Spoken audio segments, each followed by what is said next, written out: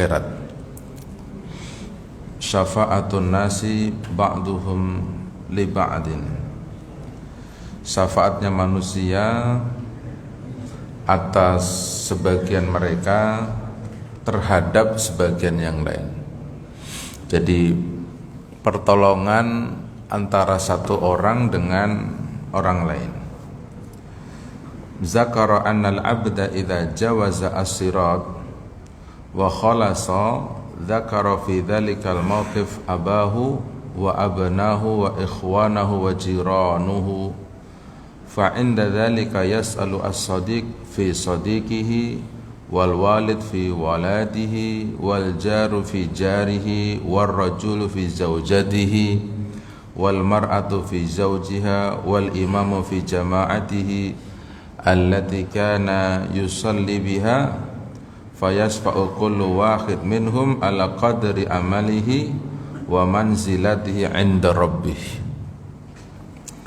Telah disebutkan bahwa sesungguhnya manusia atau hamba manakala mereka sudah bisa melewati siratal mustaqim wa khalasa, dan dia sudah nyaman, sudah tenang karena sudah lewat siratal mustaqimnya, di tempat itu maka seseorang bapak akan ingat sama anak-anaknya, ingat sama teman-temannya, ingat sama tetangga-tetangganya.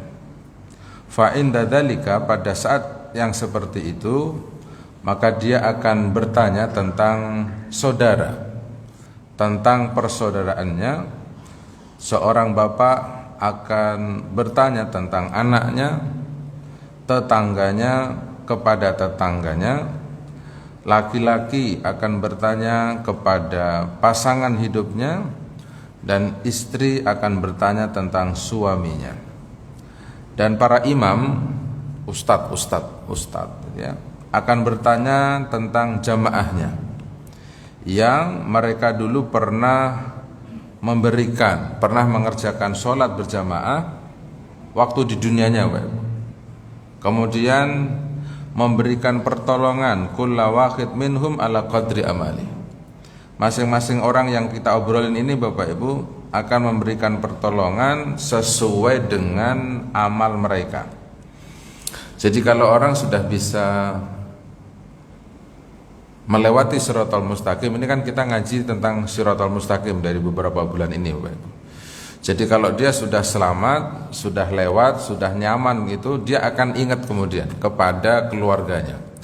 Ini yang dimaksud sama Ustadz Abdul Somad beberapa kali menyampaikan bahwa segitu banyak jamaah tabligh akbar gitu, nanti saya akan cari satu-satu gitu.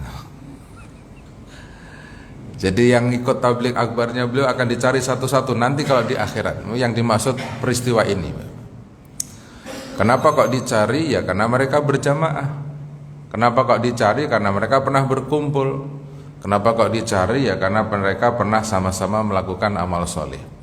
Dan Bapak Ibu tolong diyakini, yang bisa ngasih syafaat ini yang hidupnya sudah selamat dulu. Ya kalau belum selamat gimana mau ingat Bapak Ibu? Mau dirinya aja gak selamat. Tak gitu toh Bapak. Lah sekarang kita diajarkan hidup di dunia ini tidak boleh yang penting selamat sendirian, itu yang enggak ada. Hidup ini tidak hanya sekedar yang penting dia nyaman Bapak Ibu. Tapi bagaimana orang lain? Bagaimana anak kita? Kalau bapak mah kayaknya udah ahli surga semua, anaknya yang ditanya itu. Bapak ketika jadi jamaah sholat subuh seperti ini, kemana anaknya? Itu yang ditanya. Benar nggak Bapak? Ini kan bapaknya ada 200, kok ibunya cuma ada 20 misalnya. Berarti yang 180 istrinya belum ada, atau istrinya sudah meninggal semua, kan gitu. Karena belum seimbang ini. Jangan lihat itu kaplingnya ibu-ibu itu cuma sedikit. Ibu-ibu ada 50 itu Bu, nggak ada kan? Nah, bapaknya ada 200 padahal. Bisa juga alasan yang nomor 2, mungkin istrinya banyak yang haid hari ini. Ya, karena memang wanita punya ilmu haid itu. Kalau mahasiswa itu, ya kalau saya kuliah suruh bawa Al-Quran, Dia kalau nggak bawa ngomongnya enak banget. Lagi libur Pak gitu. Jadi dia boleh pakai handphone karena lagi libur, khusus mahasiswi. Nah, jadi Bapak Ibu hidup ini tolong ingat. Jadi kalau di sini tadi yang disebut siapa Bapak Ibu? Bapak, anak, teman, tetangga itu perlu ditanya ketika di dunia. Jadi kalau kita sudah bisa ke masjid, anak kita sudah ke masjid apa belum? Kalau anaknya sudah, ikhwan itu saudara, Pak. Ikhwan itu kalau kita terjemahnya itu soulmate, bestie. Jadi teman akrabnya, gengnya itu siapa? Itu ada semua orang itu. Kayak orang Al-Ikhlas ini ada satu bapak-bapak, satu geng itu 4 orang itu. Yang kemarin mereka itu bayarin saya makan di pagi sore itu namanya soulmate tuh. Mana orangnya ya? Kayaknya si bapak yang pakai kaos hijau itu deh kayaknya deh. Itu namanya soulmate Bu.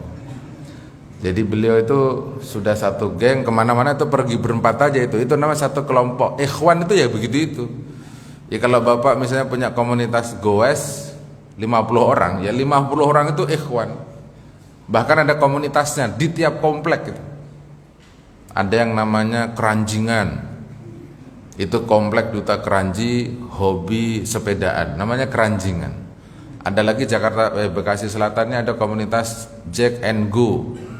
Komunitas yang jumlahnya lumayan banyak. Jadi mereka sudah sampai ke sosial, buang-buang duit mulu. Karena biasanya orang yang sepedaan itu duitnya banyak. Itu riset awalnya begitu. Yang punya sepeda atau hobi sepedaan itu duitnya banyak. Itu biasanya adalah pengalihan dari hobi main golf digeser ke sepeda. Gitu. Setahu saya begitu. Jadi kalau orang belum sepedaan itu ya mungkin ya karena duitnya ngepres gitu loh Pak.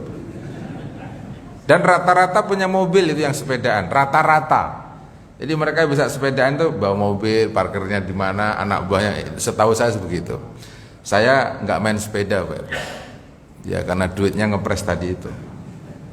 Di gilirannya kita main sepeda biasanya sendirian. Udah itu sepedanya nggak bagus-bagus sama tuh. Karena kalau pakai komunitas itu ya ngumpul itu sepedanya kalau jelek aja udah malu gitu. Kira-kira begitu. Jadi akhirnya orang itu menyingkirkan diri. Itu namanya ikhwan. Jadi komunitas. Ada lagi yang nomor 3 yang ditanya adalah tetangga coba Bapak. Jadi kalau anaknya sudah baik, soulmate-nya, bestinya, teman bergaulnya, teman ngobrolnya sudah baik gitu ya. Coba ditanya tetangganya. Tetangganya sudah baik atau belum? Sudah selamat atau belum gitu. Jadi kalau Bapak Ibu ngajak tetangga ngaji, ngajak tetangga sholat berjamaah, ngajak tetangga berkorban, bersedekah, berinfak dan berber yang lain itu tujuannya cuma satu bahasanya. Pengen menyelamatkan, mau apa tidak, itu aja. Kalau dia jawabannya nggak mau, sekarang Bapak Ibu bisa bercanda. Nanti kalau saya masuk surga, saya juga nggak bisa nolong situ loh. Ya udah nggak apa-apa, situ masuk aja. Saya mah nggak apa-apa, nggak masuk. Nah, selesai masalahnya kan, Bapak Ibu. Itu nanti kalau kita mau ngasih syafaat ya nggak bisa, wong diajak sholat ya nggak mau, disuruh zakat ya ndak, korban ya ndak, haji ya ndak, begitu. Nah, jadi mari kita mikirin orang lain, karena orang-orang yang sudah selamat itu bisa ngasih syafaat orang-orang yang belum selamat. Gitu. Syafaat itu apa bentuknya? Pertolongan. Jadi harapannya kita itu bisa mendapatkan kebahagiaan, keselamatan, ketentraman di akhirat itu lewat orang lain. Emang sama dengan ajarannya Nabi. Nabi Muhammad Bapak Ibu tengok, mulai dari lahir ceprot sampai meninggal dunia itu, yang dipikirin itu cuma satu aja. Bagaimana umat saya? Sudah meninggal dunianya itu, baru mau proses meninggalnya itu, malaikat Jibril sampai berbolak-balik ketemu Nabi itu. Gimana Nabi, sudah siap mau meninggal atau belum? Bentar dulu, bentar lagi, bentar ya, bentar. Ngobrol itu. Akhirnya malaikat Jibril ngundang malakul mautnya bahwa Nabi Muhammad sudah bersedia meninggal, tapi waktu mau mencabut nyawa Jibril tidak ikut, kan gitu riwayatnya. Kenapa Jibril tidak mendampingi? Karena tidak tega melihat beliau sallallahu alaihi wasallam itu merasakan sakaratul maut itu. Akhirnya Nabi Muhammad masih berpikir lagi, umat saya bagaimana nanti ini? Umat saya bagaimana? Akhirnya beliau mengatakan sakaratul maut itu sakitnya luar biasa.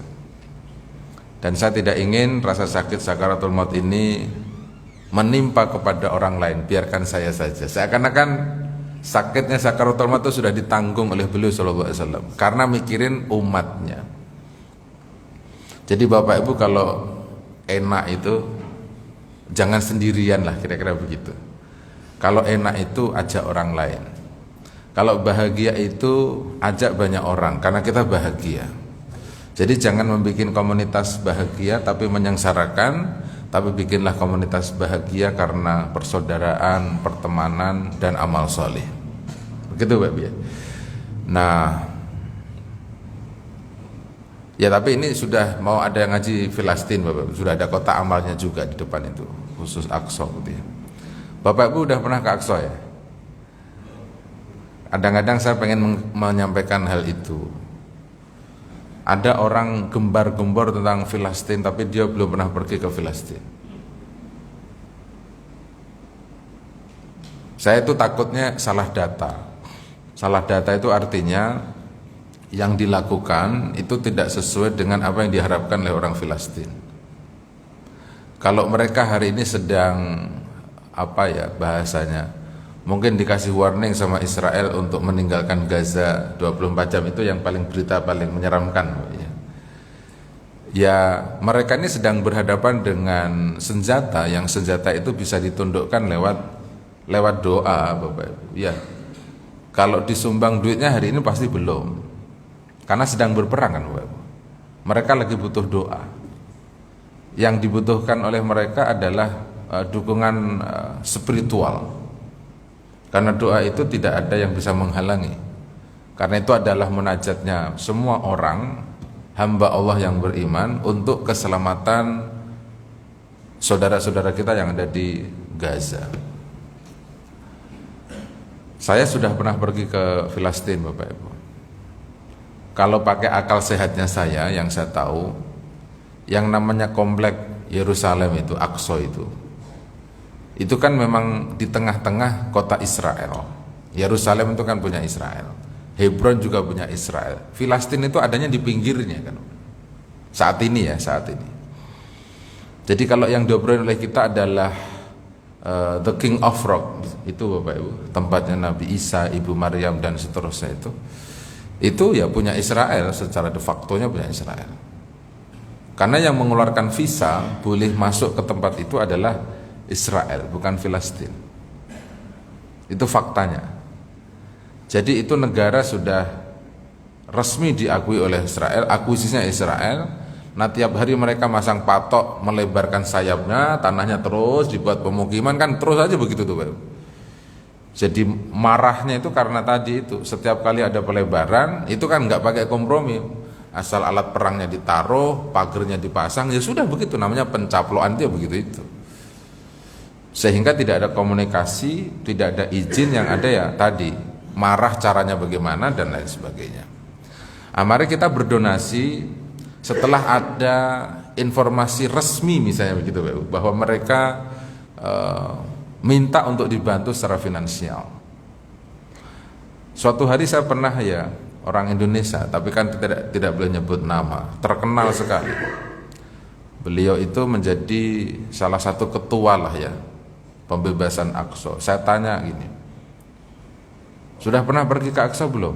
Belum. Loh, bagaimana Anda ini belum pergi ke Aqsa kok sudah bisa jadi ketua panitia pembebasan Aqsa? Apa yang mau Anda bebasin? Pertanyaan saya. Kan nggak boleh tahu seperti itu. Kalau mau bikin organisasi, mengumpulkan duit umat itu pakai kota amal itu, pakai rekening dan lain-lain itu, kan harusnya lembaga itu apa sebutnya lagi, LSM ya, lembaga sosial apalah gitu ya, ya harusnya Mbak ya sudah tahu datanya gitu, apa yang mau dibebasin, bagaimana caranya dan lain sebagainya. Mungkin harus seperti itu. Nah buat saya, dan semoga Bapak Ibu setuju, ketika Palestina itu ribut, Bapak Ibu setidaknya mbok anaknya itu diceramahin gitu, bahwa ada negara namanya Filastin, bahwa Filastin itu memang disebut sebagai salah satu tanah yang paling diberkahi oleh Allah Subhanahu wa taala. bahwa kalau Bapak Ibu nyebut Mekah Madinah, mbok ya ditambahin satu kalimat lagi, ada Aqsa gitu. Karena itu disebut oleh Nabi kan, Bapak Ibu tidak boleh nabung, kerja keras, ngumpulin duit, kecuali untuk pergi ke 3 masjid aja. Jadi kalau sudah ke Mekah, sudah ke Madinah, jangan lupa pergi ke Aqsa. Seakan-akan Aqsa nggak pernah muncul, kecuali kalau lagi perang aja munculnya. Padahal pergi ke Aqsa itu sama dengan mengikuti Nabi Muhammad SAW. Lah, saya baca fikih manasiknya Imam Nawawi dia, ketika beliau mewajibkan pergi umroh, mewajibkan pergi haji gitu. Memang tidak disebut wajib pergi ke Aqsa. Alasannya karena di sana tidak ada ritual ibadah spesifik. Yang ada adalah khamsumi'ati raka'atin. Jadi sholat di dalam Aqsa atau komplek Masjid Aqsa itu berpahala 500 kali lipat. Itu kan yang disebut oleh Nabi Muhammad SAW. Pokoknya setiap kali ada kejadian, tolong anak kita itu dikasih informasi. Jangan sampai nanti anak kita itu tidak tahu bahwa ada negara namanya Filistin atau Syam kalau dalam bahasa agamanya Nabi Muhammad. Beliau karena mengatakan Allahumma barik lana fi Syamina wa Yamanina. Jadi kalimatnya itu mendoakan bahwa semoga Allah memberkahi Syam, Palestina dan Yaman.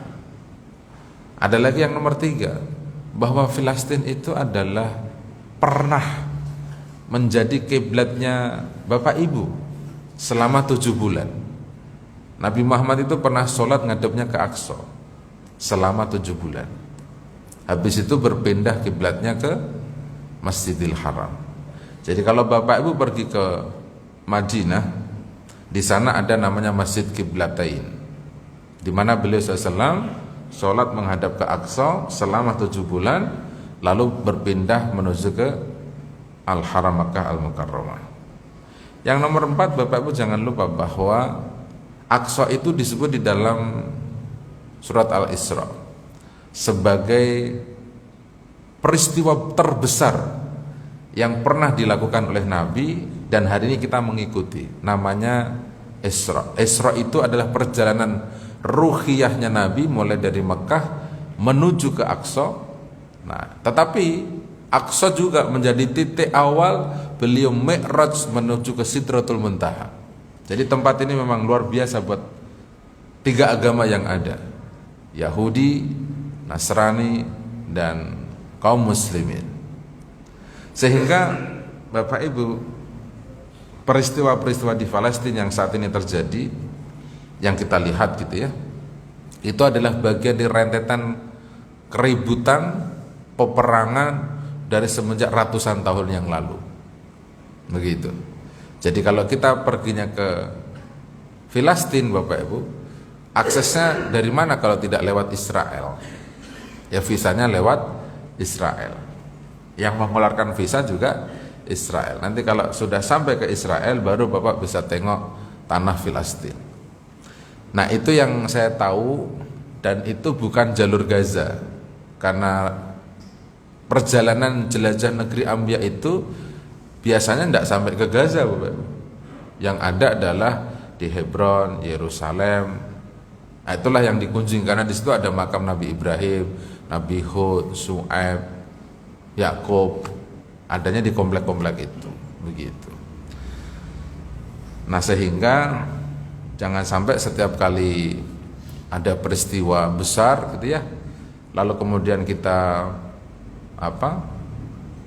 semangat. Orang Indonesia ini kalau diajak donasi, masya Allah, Bapak Ibu, tidak pernah bertanya itu. Ya sudah, donasi aja. Nah, harapannya kita bahwa donasi itu kemudian tepat sasaran, sesuai dengan tujuan, dan teman-teman kita di Aqsa Palestina itu mendapatkan kemenangan dengan bantuan-bantuan tersebut, entah itu bantuan doa atau bantuan apapun. Kunut nazilah yang dibaca, mestinya kan yang tadi dibacakan kunut nazilah, Bapak ya. Karena kalau tidak ada perang kan setahu saya tidak pakai kunut di sini waktu itu ya. Artinya tadi kunut nazilah dong. Ya semoga nanti sholat duhur juga pakai kunut, sholat asarnya juga pakai kunut, kan masih agak jarang itu kan, bahwa mengingatkan ada peristiwa yang sedang terjadi di bumi yang diciptakan oleh Allah Subhanahu wa taala, yaitu di Filastin. Baik Bapak Ibu. Lah, ada lagi orang-orang yang disebut di sini Bapak Ibu yang diingat. Suami akan ingat sama istrinya, istri ingat sama suaminya. Itu kan menarik Bapak Ibu. Nabi Muhammad kan ngasih tahu sama Bapak Ibu, kewajibannya suami itu, kalau suaminya itu makan, maka istrinya juga harus makan apa yang bapak makan. Itu Nabi yang bilang, antu ta'imaha idza ta'imta. Suami kalau makannya pagi sore, maka istrinya juga harus makan pagi sore. Itu Nabi Bapak Ibu. Jadi kalau ada suami ingat sama istri, maka pasti dibalik, istri akan ingat sama suami. Hukum alam aja tuh kan Bapak Ibu. Kalau di dunianya dia sudah sering ingat, nanti kalau suaminya selamat itu habis lewat Shiratal Mustaqim, itu akan ingat sama istrinya. Nah, tinggal amal solehnya sang suami seberapa berat. Kalau untuk menyelamatkan sudah menghabiskan 90%, berarti 10%-nya bisa dipakai untuk ngasih syafaat. Nah, nanti tinggal istrinya. Kalau kadar dosanya itu ada 20%, ya otomatis nggak bisa terselamatkan. Ini kan sebenarnya ajakan kita berpikir logik Bapak Ibu, bahwa syafaat yang diberikan oleh orang itu karena ada amal solihnya sesuai dengan timbangannya, sesuai dengan amal yang dia punya. Jadi kalau ada kelebihan-kelebihan itulah yang bisa memberikan syafaat. Lah, kenapa Nabi Muhammad Bapak Ibu kok punya syafaatul utma? Ya Nabi Muhammad itu karena dari awal sampai akhirnya yang diurusin cuman orang lain terus. Orang lain aja. Contoh yang paling sederhana nih Bapak Ibu.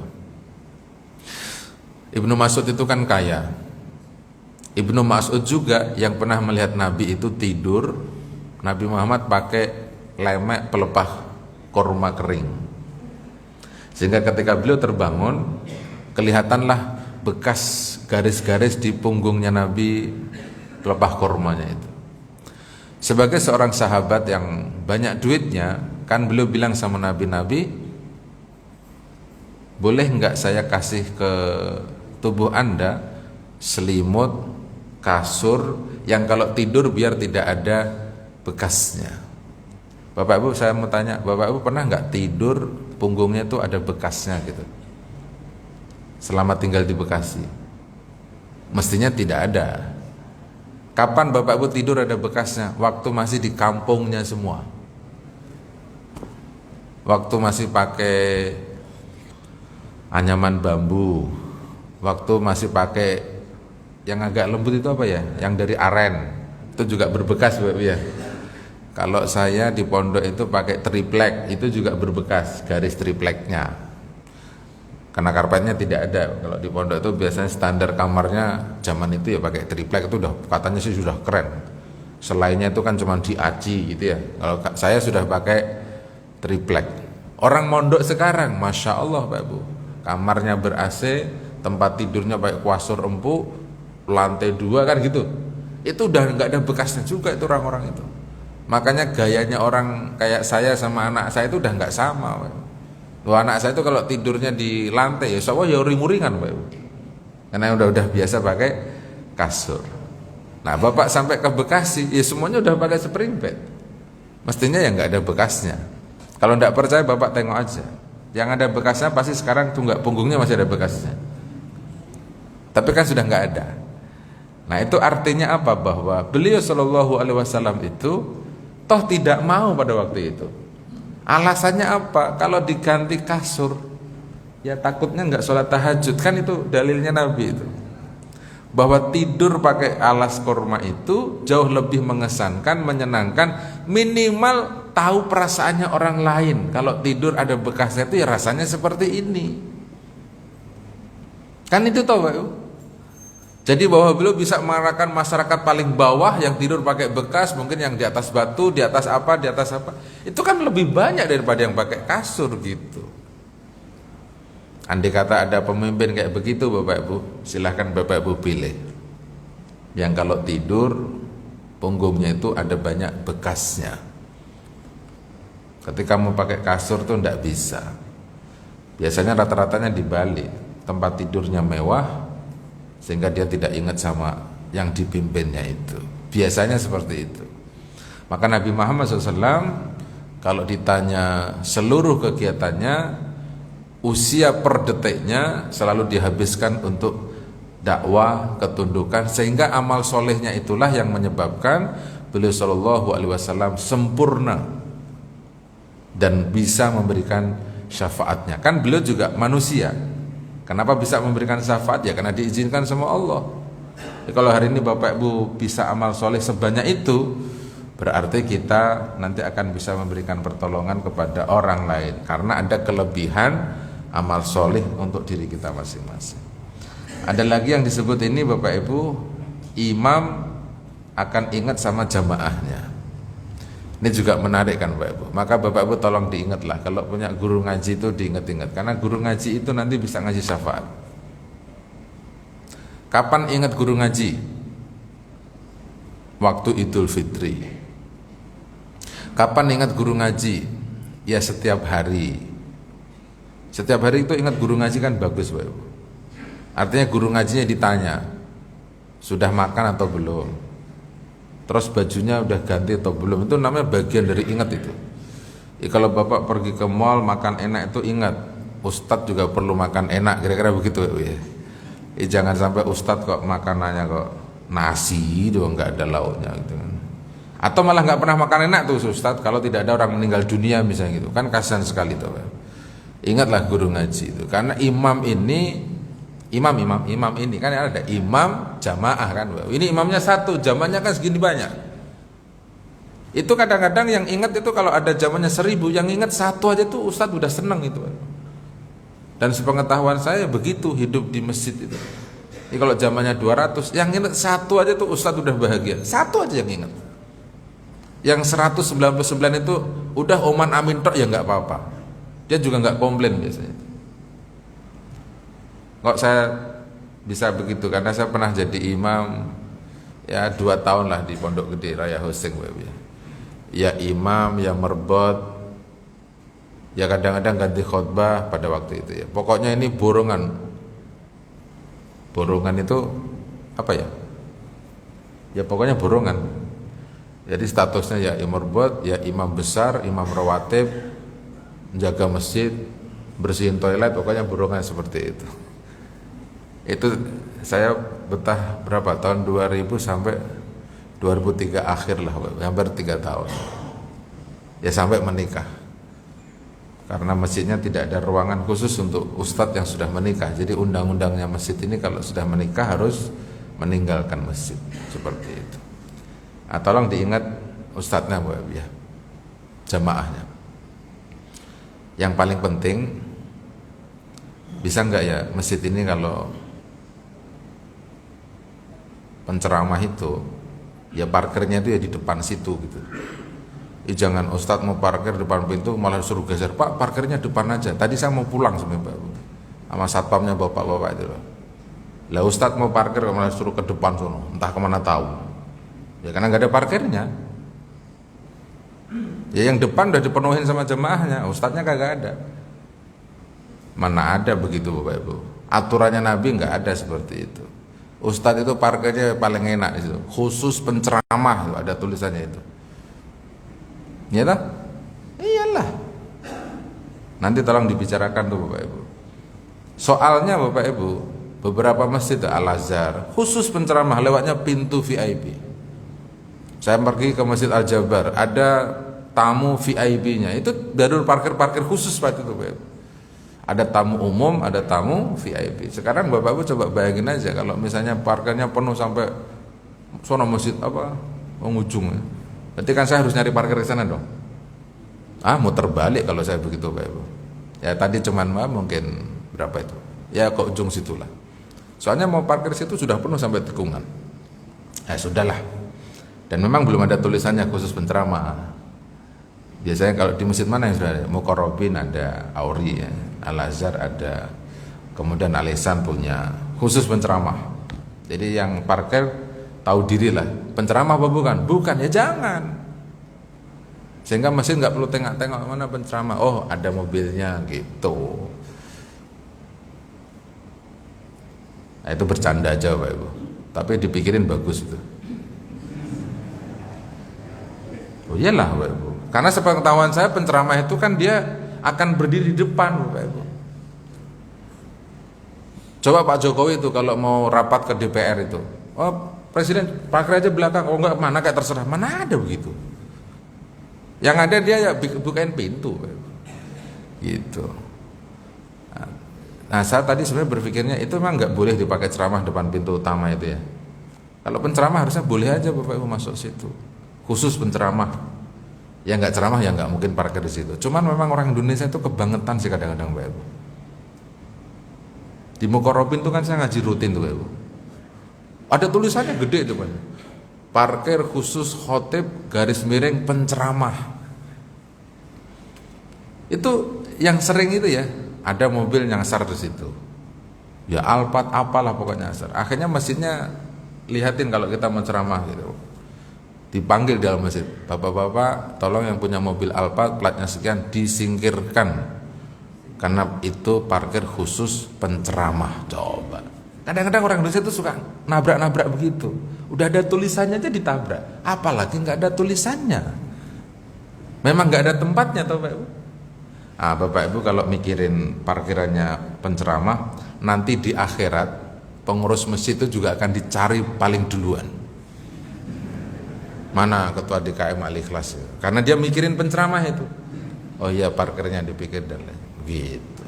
Oh iya dong. Ini bukan persoalan ustadz harus dikasih tempat, bukan tempat khusus. Ada parkirnya yang khusus.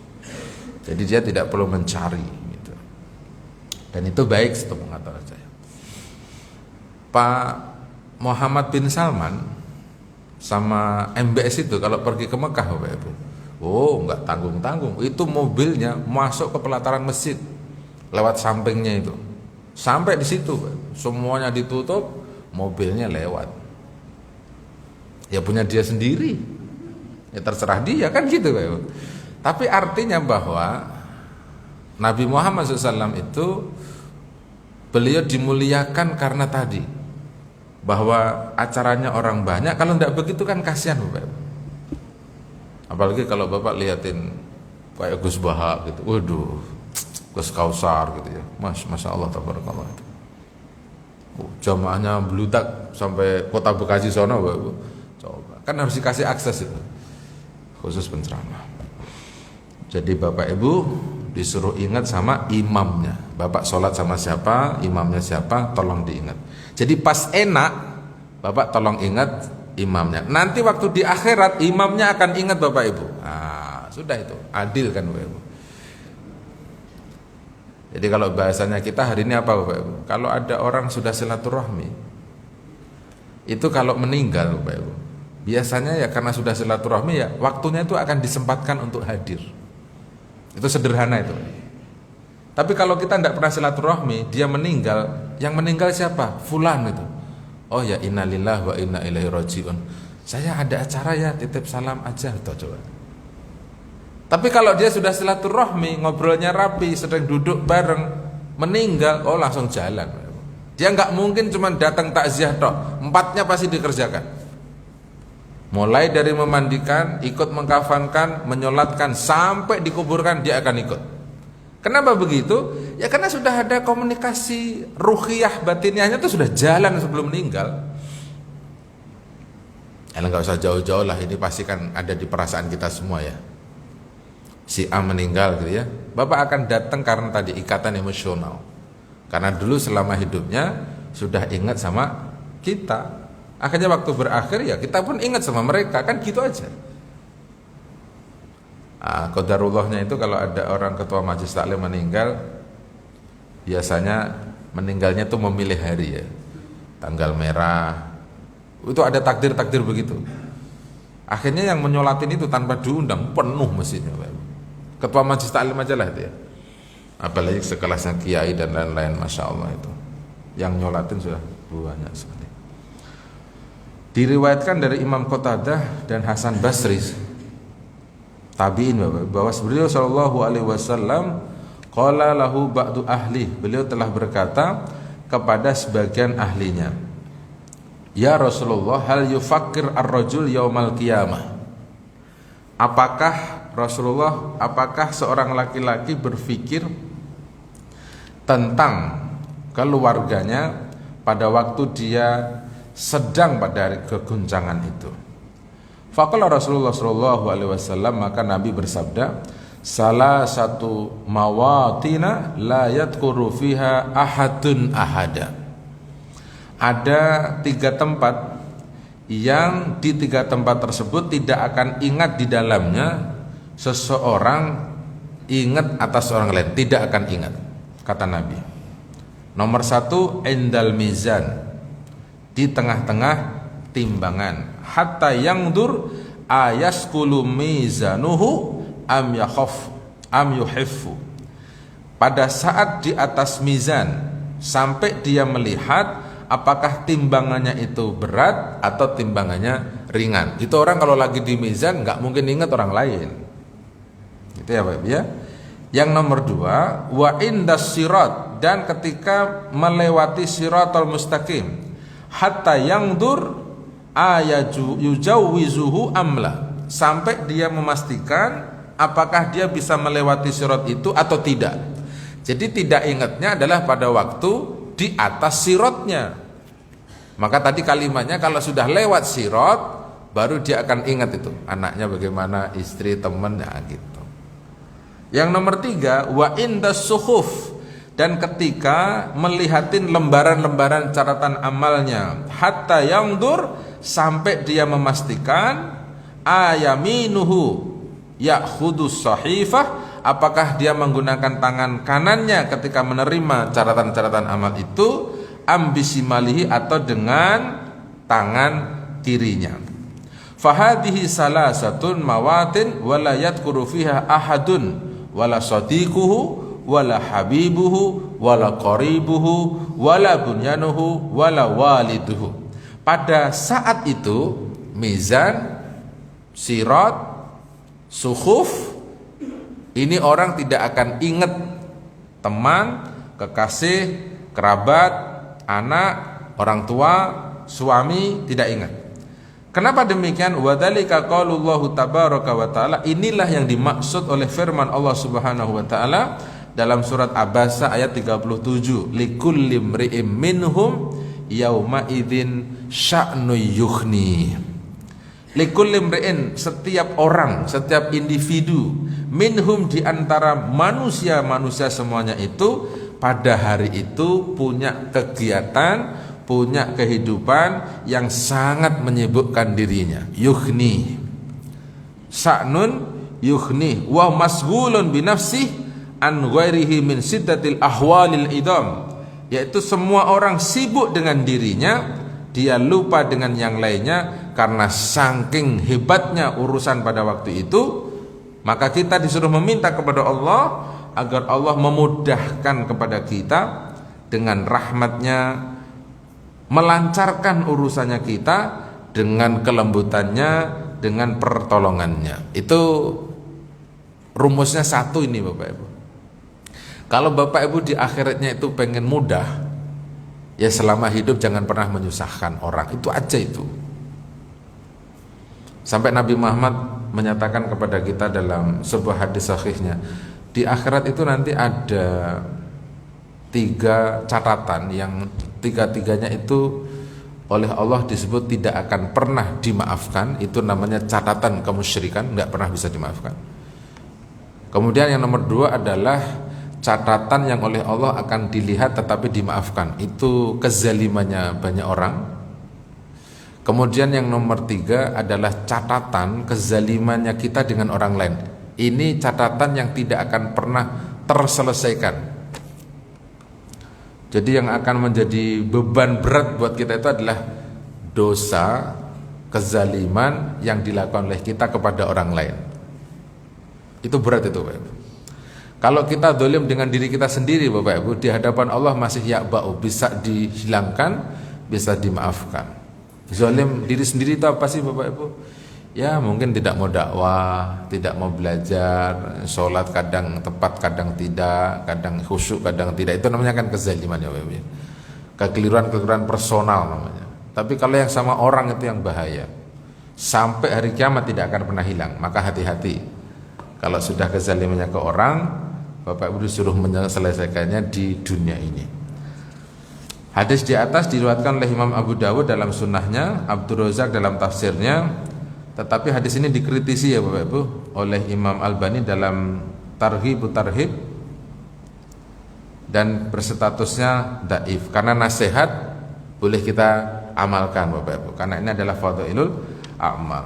Setidaknya apa yang disarankan oleh Nabi, bahwa kita ini kalau misalnya ada kelebihan amal tadi ya, nerimanya sudah tangan kanan, sirotnya sudah lewat, mizannya sudah berat. Nah beratnya ini yang bisa mengasih pertolongan. Artinya apa? Orang yang sudah dikasih keselamatan, kebebasan untuk melewati fase-fase itu, dia bisa menyebut orang lain untuk diberikan pertolongan. Itu namanya syafaat ba'duhum ala ba'din. Syafaatnya orang lain kepada orang lain. Artinya dirinya selamat dulu. Kata Nabi Muhammad SAW Bapak Ibu, beliau itu akan memberikan syafaat setelah beliau itu diizinkan sama Allah.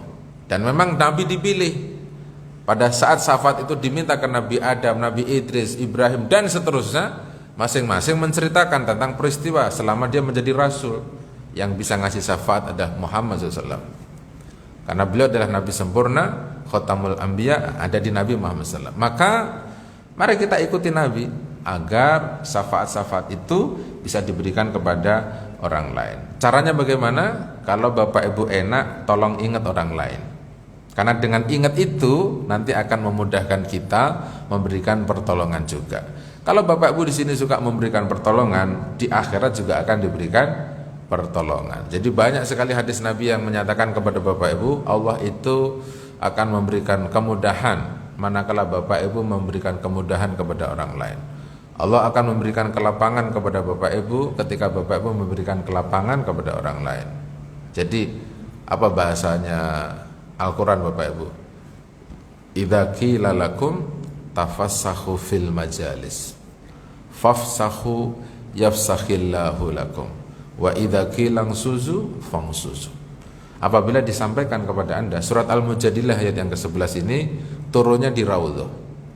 Kalau disampaikan kepada kamu di Raudhah, berlapang-lapanglah di majelis Nabi, maka berlapang-lapanglah. Niscaya Allah akan memberikan kelapangan kepada dirimu.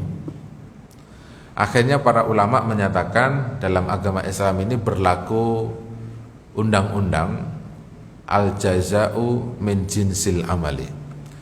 Balasan itu akan datang dari jenis amal perbuatannya yang sama. Bapak bangun masjid di dunia, dibangunkan masjid di surga. Bapak suka menolong orang di sini, Bapak akan ditolong pada. Itu aja kuncinya. Sampai-sampai suatu hari Nabi pernah meriwayatkan satu hadis Nabi. Ada orang hidupnya puluhan tahun. Ketika sampai di hadapan Allah dia ditanya, ma amalun alai, apa amalan solih yang akan kamu jual, yang akan kamu sampaikan untuk saya? Dia bilang, saya tidak pernah mengerjakan apa-apa ya Allah, tetapi fudiltu bimalin, engkau telah melebihkan saya memiliki banyak harta. Dengan harta saya itu atajawazu ala ghairi, saya suka memberikan pembebasan hutang kepada orang yang menghutang kepada saya. Lalu muyassir ala muassir, saya suka memberikan kemudahan, tangguh kepada orang-orang yang meminjam kepada saya. Akhirnya Allah mengatakan apa? Karena kamu sudah mengambil porsinya saya, jadi yang wajib bayarin utang, yang wajib nolongin semua orang itu adalah Allah Subhanahu wa taala. Karena sudah diambil oleh orang tersebut, akhirnya orang ini juga yatajawazu ala dukhuli ilal jannah. Kamu silakan masuk ke dalam surga. Jadi yang disampaikan bukan sholat, zakat, puasa, tapi karena dia banyak duit. Nah kalau Bapak Ibu tidak punya duit, silakan sholatnya yang dijual. Gitu loh Bapak Ibu. Jadi jangan sampai nggak ada punya satu keahlian lah, kalau dalam bahasa kita itu masuk surga itu lewat pintu keahlian. Karena Abu Bakar pernah bertanya, Nabi, ada enggak ini yang masuk surga lewat semua pintu? Pintu sholat, zakat, puasa, haji, jihad, sedekah, infak. Oh ada. Ya salah satunya kamu. Artinya Abu Bakar memang dapat lisensi dari Nabi. Bukan hanya masuk surga nomor 1, nomor 2, bukan tanpa hisab, tapi lewat pintu mana saja Abu Bakar bisa masuk. Kenapa begitu? Ya karena semua amaliyahnya Nabi, Abu Bakar itu bisa sama persis kan, itu kata Abu Bakar. Waktu Nabi meninggal, Abu Bakar datang ke istrinya Ibu Aisyah. Aisyah, bukankah Anda tahu bahwa saya ini adalah orang yang selalu mengikuti Nabi Muhammad, semua amaliyahnya saya kerjakan. Apakah ada menurut Anda amaliyahnya Nabi yang belum saya kerjakan? Jawabannya apa? Ada. Yang ngasih makan orang Yahudi buta mata itu loh. Itu kan hadis riwayat Imam Ahmad. Akhirnya Nabi datang, Abu Bakar datang ke pasar Madinah, disuapinlah itu Yahudi ahli kitab itu. Ternyata setelah disuapin, Yahudinya tahu pula, ini yang nyuapin bukan orang yang kemarin kayaknya. Tangannya beda, lembutnya juga beda, cara nyuapinya beda, komunikasi dohir batinnya juga beda. Akhirnya ditanya, orang yang kemarin sudah meninggal. Nah, Abu Bakar bisa mengerjakan juga. Maka betul Abu Bakar itu bisa masuk surga lewat banyak pintu. Nah Bapak Ibu tolong dicarilah salah satu pintu itu. Kalau ada di sholat, ya main di sholat, rapi sholatnya. Jadi sholatnya tidak suka nyalahin orang gitu. Ya, sholat aja Bapak yang benar gitu loh. Kalau bajunya sudah benar, ya tinggal hatinya sama pikirannya yang benar. Kadang-kadang orang udah bajunya benar sholatnya, cuman pikirannya tuh nggak benar-benar gitu. Masih aja buat kesel, emosi, ya ghibah, ya namimah, ya zolim, ya bohong. Itu kan berarti belum benar pikirannya tau ya? Belum nyambung antara baju yang dia pakai benar sama badannya itu. Karena masih bisa berbuat salah. Sholat iya, maksiat juga iya. Itu namanya STMJ, sholat terus, maksiat jalan katanya. Nah, itu kan. Nah, jadi kalau sudah benar baju, mari kita beneri pikiran sama tubuhnya. Kemudian selanjutnya Bapak, ini jam berapa? Sedikit lagi Bapak ya, satu lagi. Allah tidak menerima sholatnya orang yang minum khamr, mabuk ya Bapak ya.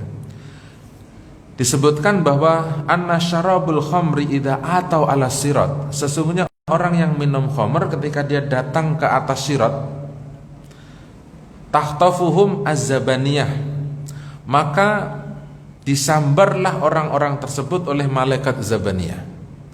Fatahwi bihim ila ainil khibal wa yakaihu ahlin nari, maka jatuhlah mereka semuanya ke bawah api neraka.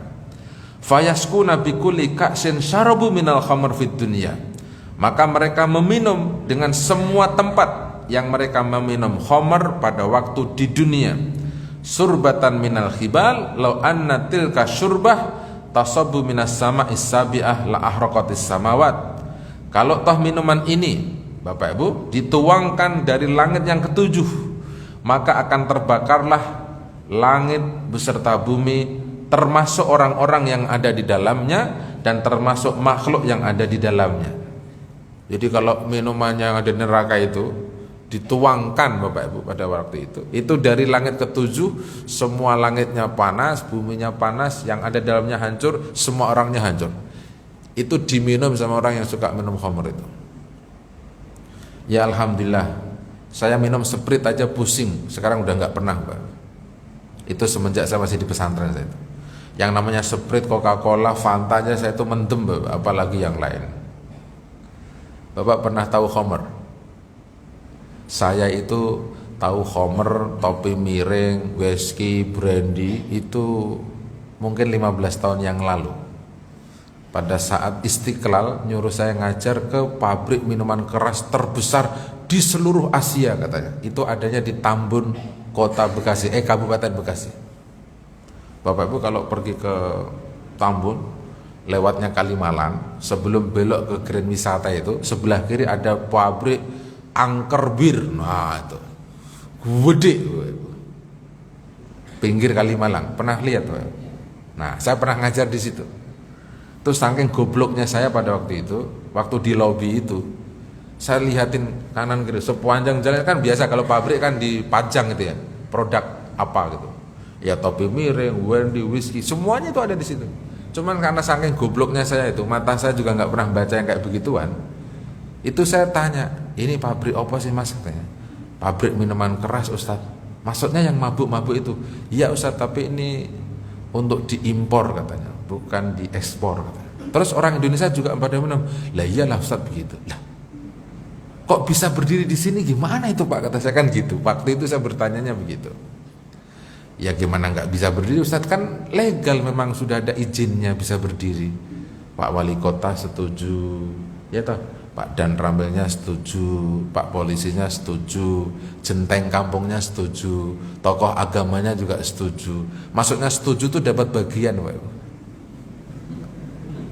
Kata orang angker bir, bukan kata saya itu, Pak. Memang begitu. Enggak, itu yang nomor terakhir tuh, kok tokoh agama bisa setuju gimana? Ya mereka kita buatkan masjid, yang ceramah mereka juga. Oh begitu Bapak Ibu. Akhirnya ya yang ceramah dia juga. Oh ustadznya setuju, mendukung berdirinya pabrik angker bir gitu. Oh alah, ini Indonya tuh begitu Bapak Ibu isinya itu. Saya ngajar sekali waktu itu, terus hati saya tuh uring-uringan gitu. Saya tanya sama Pak almarhum Azami Samion, kan itu beliau guru saya kan, Pak Azami Samion itu guru saya. Ustadz, ini kalau saya ngajar di pabrik minuman keras, hukumnya gimana Ustadz? Ya kalau Mas Mariono itu nggak bisa makan kalau nggak ngajar di situ, ya ngajar aja nggak apa-apa. Tapi kalau masih bisa makan tanpa ngajar di situ, keluar aja. Saya keluar Pak.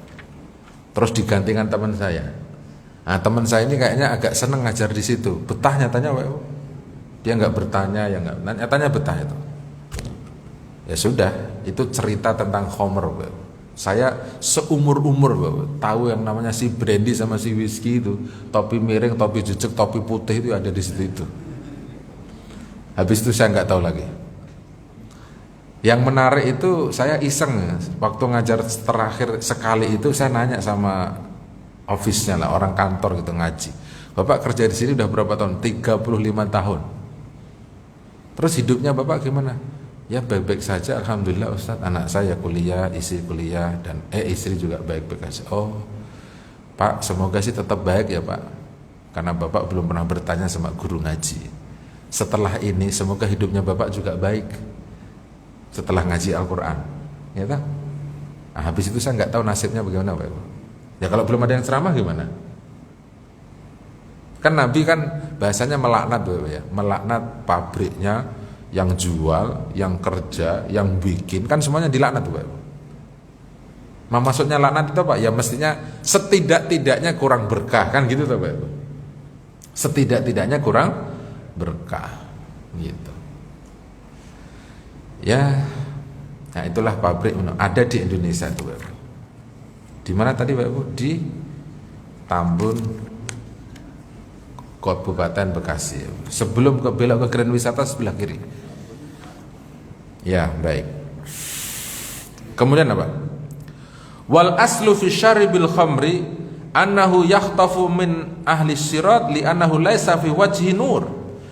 Awasalnya orang yang suka minum khamr itu akan disambar oleh malaikat itu di atas sirat karena dia tidak punya cahaya di wajahnya. Jadi wajahnya orang mabuk tuh mungkin apa? Lesu. Kalau di dunia itu kan orang mabuk kan wajahnya kering, ya kurus, ya tidak bergairah untuk hidup normal ya karena mabuk. Makanya Nabi mengatakan apa?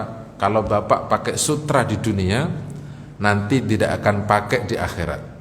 Kalau bapak minum khamr di dunia, nanti nggak akan minum di akhirat. Karena minumannya orang ahli surga adalah madu, susu, khamr, air mineral. Maka bapak jangan minum khamr dulu di sini. Nanti kalau dimasuk surga, itu khamr bukan hanya diminum, buat renang sama mandi. Jadi lagunya Elvi Sukaisi itu apa? Elvi apa siapa itu ya yang mandi 7 sumur tuh Bapak Ibu, atau mandi madu, itu lagu bener Bapak Ibu. Cuman nanti di akhirat ada mandi madu itu bener. Karena di surga airnya itu sungainya ada 4 tuh kan Bapak. Yang memancar dari arsy itu, dari Firdaus akan ngalir madu, khamr, susu, air mineral, lam yataghayyar ta'muhu wala rihuhu wala launuh. Air mineralnya tidak akan berubah warna, bau, dan tidak ada perubahan apapun. Jadi bening sekali. Maka Bapak kalau ngeliatin orang yang pakai minum khamr, nggak usah ngiri. Bapak pengen tahu rasanya, masuk surga aja dulu. Baru nanti kita minum khamr gitu. Khamr enak apa enggak? Ya jangan dijawab karena kita belum tahu. Bilang aja nggak tahu. Kalau sudah bisa jawab enak berarti pernah minum, kan gitu. Khamr enak, seger sih Ustadz. Nah, berarti dia pernah minum. Entah kapan minumnya kan kita nggak tahu tuh, Bu. Itu di Allah dicatat itu pernah mabuk apa enggak, itu dicatat, Bu. Ya kalau tadi saya kan sudah bilang ya, saya sprite aja mabuk. Saya kalau naik pesawat tuh, enggak pernah saya tuh kok minta Fata, sprite tuh enggak pernah. Bapak mau minum apa? Air putih. Ada jus Pak, mau enggak? Jusnya apa? Kalau mangga saya mau, sirsat saya mau. Enggak ada semua Pak. Ada jusnya paling apa? Orange juice, apel, sampai bosen-bosen tuh orangnya tuh. Nyari yang enggak ada itu. Strawberry ada? Enggak ada strawberry. Akhirnya air putih aja lah kita minum. Li'anna nur la yakunu illa minal amalis sholih. Karena cahaya itu Bapak Ibu tidak akan pernah muncul kecuali dari amal solih. Coba Bapak Ibu. Mabuk, zina, mencuri, nggak akan ada cahaya Bapak Ibu. Tapi amal solih sekecil apapun itu akan bercahaya. Di dunianya sudah bercahaya. Saya kasih contoh. Saya kadang-kadang suka iseng ya, kalau ada merbot agak sepuh gitu ya, saya pulang ngaji gitu ya, kita misalnya ngasih uang 100.000 gitu. Itu nanti kalau kita datang Bapak Ibu, itu cahayanya itu sudah muncul. Merbot itu langsung nyamperin, ya, salaman gitu. Walaupun nggak dikasih lagi Bapak Ibu, nanti ngasih lagi kalau kita ingat kan Bapak Ibu. Ngasihnya sekali aja, itu cahayanya sudah berhubung. Itu contoh cahaya amal soleh. Jadi cahaya itu tidak bisa dibikin wajahnya dikasih lampu, tapi memancar karena amal solihnya. Kalau Bapak tengok di Saudi, orang-orang Saudi yang pakai kereta itu, orang yang pakai kereta itu Saudi itu rata-rata orang kaya-kaya. Biasanya kalau dia pakai kereta kursi roda itu biasanya dirubung orang itu. Wah ini orang Saudinya itu ini. Itu kalau habis sholat Bapak Ibu, infaknya nggak tanggung-tanggung tuh 500, 100. Begitu kalau orang Saudi Bapak Ibu. Ya kalau kayak kita lah. Kalau kita yang suka infak 150 itu kan berarti orang gedean kan Bapak Ibu. Kalau yang 2000-an itu memang udah banyak kan orang itu. Tapi yang gedean kan sedikit biasanya kan Bapak Ibu. Nah, ini kalau di Saudi itu sudah dirubung. Rubung itu karena amal soleh infaknya itu gitu loh. Udah tahu orang itu. Orang Bangladesh, Bengali itu sudah ngerubung tuh. Layanin apa aja begitu. Oh ini nanti dia dapat infak. Bener Pak. Sholat bubar, infak dibagi sama beliau itu. Tapi dia lihatin dulu tuh, sudah ngaji dulu, ada beberapa orang ngaji. Nanti dia buang duitnya di situ aja tuh. Cahayanya itu sudah dikerubutin gitu. Jadi kalau Bapak Ibu pengen punya cahaya, bukan mabuk tetapi amal soleh. Wasyaribul khamr laisa lahu amalun sholih. Orang yang minum khamr tidak ada buat orang tersebut amal solehnya. Bapak ingat peristiwa besarnya? Disuruh berzina atau membunuh atau minum khamr. Sebenarnya yang paling enak itu Bapak Ibu, itu dosa yang agak ringan itu adalah membunuh, ringan. Ya tak? Tapi karena dia minum khamr, ternyata tiga-tiganya dikerjakan. Mabuk iya, pikirannya rusak, akhirnya dia membunuh, akhirnya dia, Masya Allah kan itu. Maka mabuk itu yang dirusak itu pola pikirnya. Bahaya sekali yang suka mabuk itu. Ya kita sih, setahu saya Bapak Ibu, Bapak segini banyak kan nggak ada yang mabuk. Sekarang Pak ya. Nah, kalau dulu kan kita nggak tahu. Kadang-kadang orang suka cerita dulu, Ustadz saya kan dulu gini-gini. Nah itu dulu, udahlah minta maaf lah sama Allah. Yang penting bertobat selesai menurut saya. Asal jangan diulang. Wal aslu fihi anal a'mal kullaha la tuqbal illa mimman shalla. Aslinya di dalam masalah ini sesungguhnya semua amal tidak akan diterima kecuali dari orang-orang yang mengerjakan sholat. Li'anna sholah hiya ra'sul a'mal. Karena sesungguhnya sholat itu adalah kepalanya seluruh amalan. Bapak Ibu, ini kepala isinya itu konsentrasinya penuh. Kalau kepalanya ada gangguan, seluruh fisiknya nggak bisa berfungsi, ya. Misalnya pecah pembuluh darah, kan akhirnya koma kan, Bapak Ibu. Pecah itu macam-macam ternyata. Ada 3 kan, Bapak Ibu. Ada penyumbatan, ada pecah, ada penyempitan. Nah, itu yang menyebabkan orang ada gangguan, akhirnya stroke dengan kelas yang berbeda-beda. Sehingga kalau ada orang kepalanya itu bermasalah, maka seluruh fisiknya juga bisa bermasalah. Wal aslu fihi mana tadi? Li anna shalah ya ra'sul amal wa syaribul khamr la taqbalu minhu salatun madama musarran ala syarbil khamr. Orang yang meminum khamr tidak akan diterima dari orang tersebut salatnya selama ia terus-menerus minum khamr. Mudminul khamr itu artinya hobi minum khamr mulai dari muda sampai akhir hidupnya tuh mudmin khamr, mabuk terus-terusan. Fa idza lam tuqbal minhu salatun fala yuqbal minhu sa'iru amalihi. Ketika orang ini tidak diterima salatnya, maka tidak akan diterima seluruh amal ibadahnya. Jadi sumbernya ada di khamr, mabuk, akhirnya salat enggak diterima. Kalau salatnya enggak diterima, akhirnya yang lainnya enggak diterima. Bagaimana kalau dia pergi haji, hajinya tidak diterima. Fayati ila sirat, kemudian orang ini melewati siratal mustaqim, wa wajhu aswad, wajahnya hitam.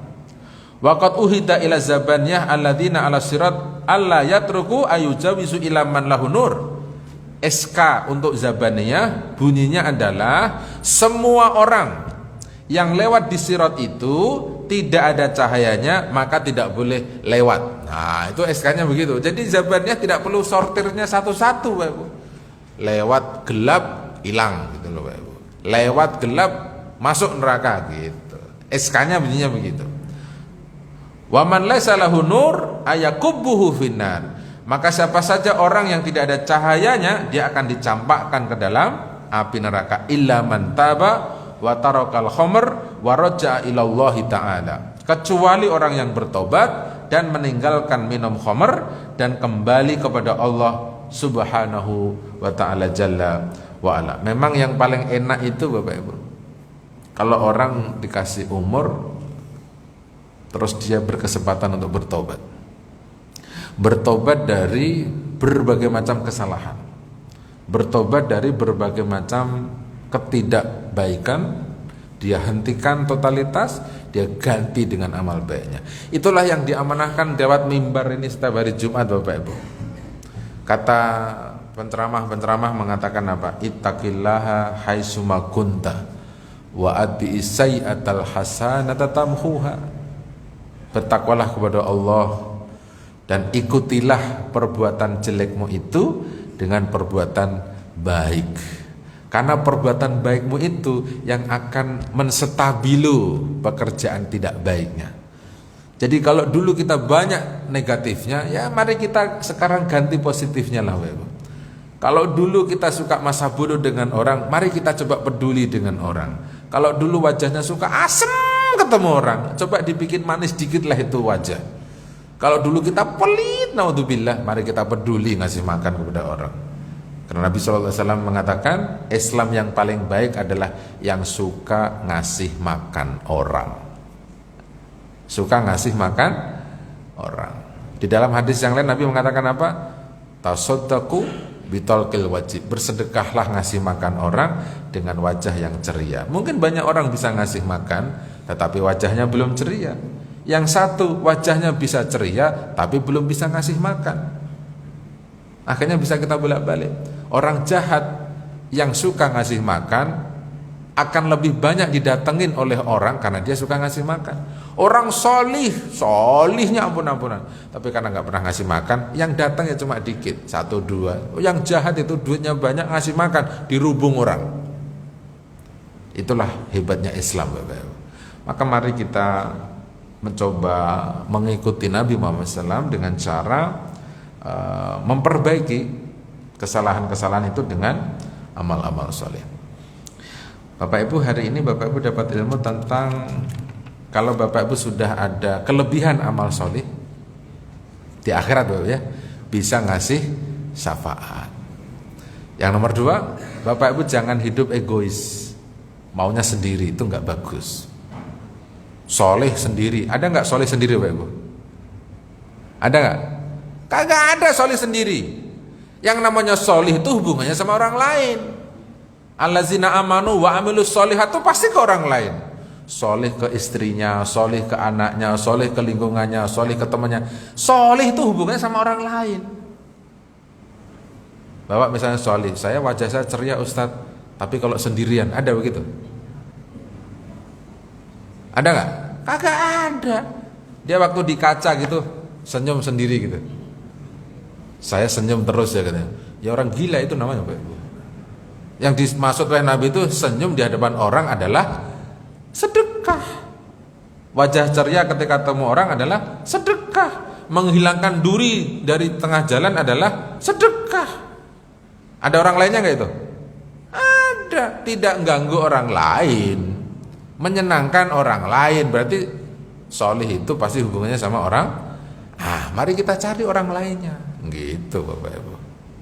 Jadi tidak bisa sendiri. Ada orang, wah habis pergi haji, diam di rumah. Katanya hajinya mabrur. Dengan diam itu mabrur. Siapa bilang? Mana ada orang pergi mabrur hajinya tinggal di rumah. Justru setelah pergi haji, dia disuruh banyak pergi. Disuruh keliling nebarin salam orang lain. Disuruh ngomong baik kepada orang lain. Disuruh peduli kepekaan sosialnya kepada orang lain juga. Jadi kalau habis pergi haji harus banyak piknik malahan. Nabi yang suruh kan begitu.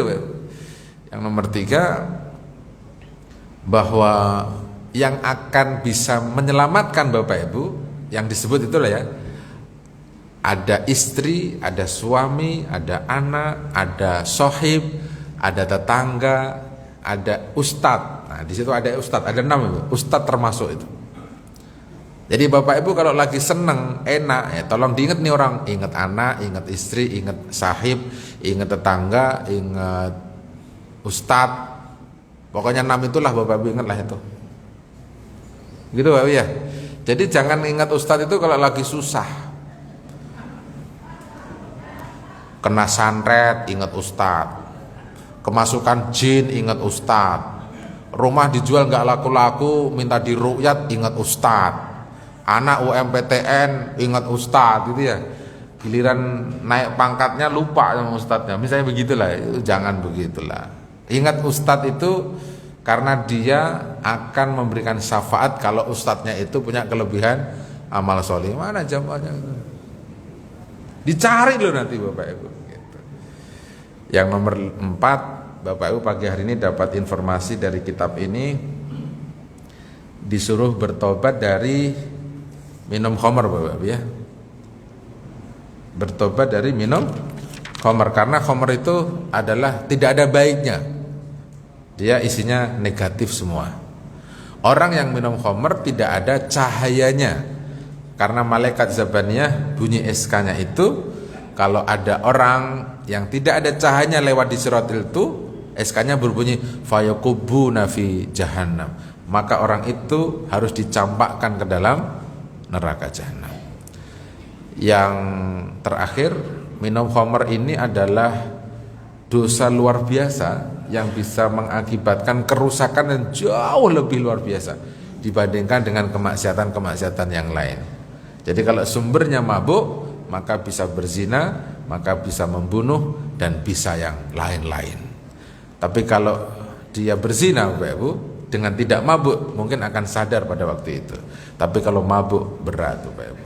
Butuh waktu lama untuk menjelaskannya itu, menyadarkan dan memberikan informasinya. Semoga menjadi ilmu buat kita, dan akhirnya kita diperintahkan oleh Nabi Muhammad SAW untuk memperbanyak amal solih, karena amal solih adalah cahaya di hari kiamat. Semoga Bapak Ibu diberikan kemudahan, dibantu oleh Allah untuk banyak mengerjakan amal-amal soleh. Subhanakallahumma wa bihamdika asyhadu an la ilaha illa anta astaghfiruka wa atubu ilaik. Wassalamualaikum warahmatullahi wabarakatuh.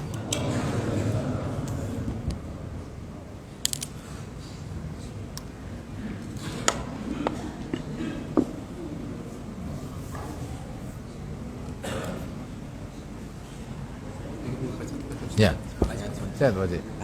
Alhamdulillah. Atur nuhun. Selamat siang Pak Haji. Wah, sehat ya.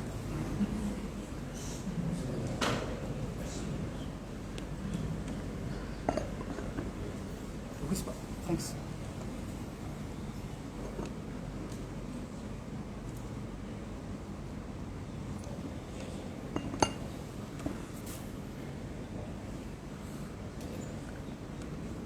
Jangan.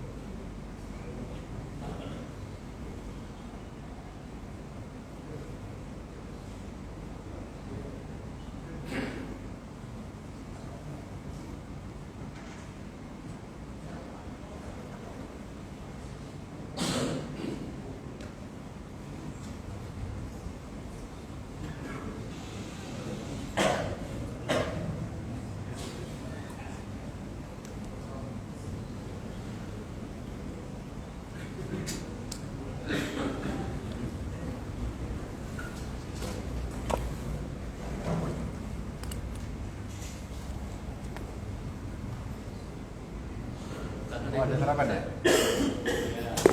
Taruh sini, taruh.